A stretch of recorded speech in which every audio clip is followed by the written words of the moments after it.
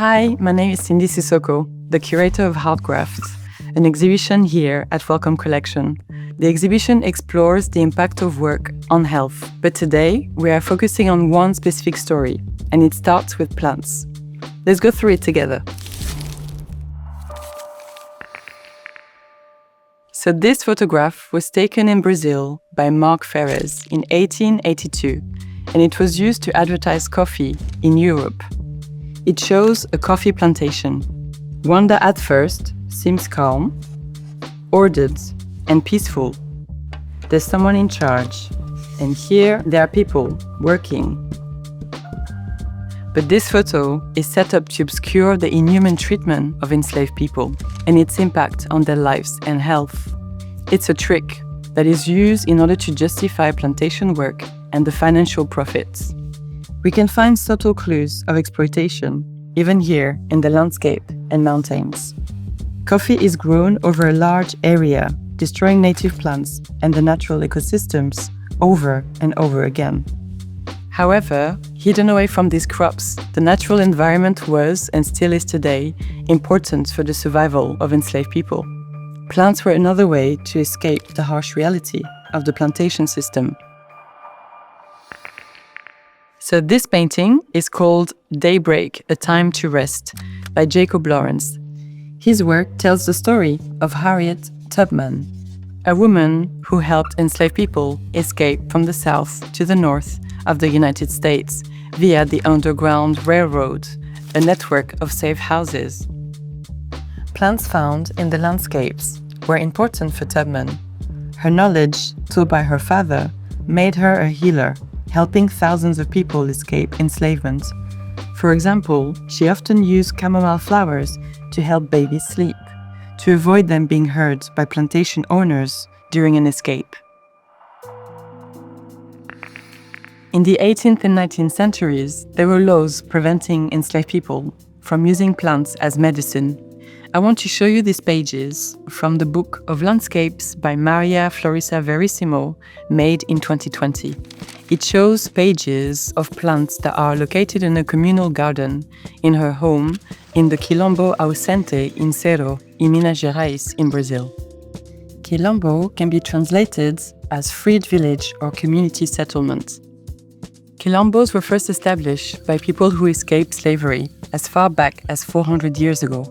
The plants used provided food and medicine, and they are still used today. Here, in the book by Maria, she archives and preserves that knowledge. Now, in this book, produced in 1705 by German naturalist Maria Sibylla Merian, you'll find botanical drawings of plants from Suriname, a former Dutch colony in the northeast coast of Latin America.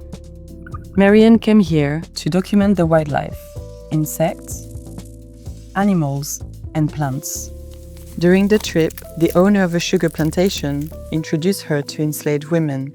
Recently, historians have acknowledged that Merian's descriptions of each plant's properties were heavily influenced by the knowledge of these women.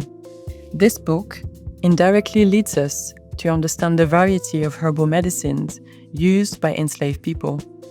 For example, this page shows the peacock flower, used by enslaved women to abort unwanted pregnancies and resist having a child born into enslavement. In this artwork by Charmaine Watkins, called The Matriarch 1, it is devoted to plant knowledge as well as her entire practice. Charmaine was taught ancestral herbal knowledge growing up in her family. Each of her works spotlight medicinal and edible plants, fruits and seeds, all carrying powerful meanings and healing properties. Here, for example, there is a woman with a sage plant around her neck. Sage is full of antioxidants and is used to cure coughs and digestive problems. And here is a branch of the manchineel apple tree. This plant that Charmaine shows, locked in a bell jar, was used to poison plantation owners. Manchineel apples are a very toxic fruit, burning the skin when touched or eaten. Although it was difficult to keep this plant knowledge alive, these histories are still preserved and used today. The legacy of the plantation continues to touch the people close to it and also our natural environments. As a final piece, I want to show you a video by the research agency Forensic Architecture. The title asks us, if toxic air is a monument to slavery, how do we take it down? Across former plantation sites in Louisiana, the people who live there today are breathing some of the most toxic air in the country. The continuous exploitation of this area by petrochemical industries dramatically affects the health and well-being of the people that live in the region today. Industry activity also erases and threatens the burial grounds of the residents' ancestors, many of whom were enslaved. These investigations are so important in exposing how the historic violence of the plantation is still a part of today's world. So, the plantation system is still with us today, and it continues to impact the people closest to it. From herbal medicine that's hundreds of years old to providing community and sanctuary, the plant world is full of stories, even secrets.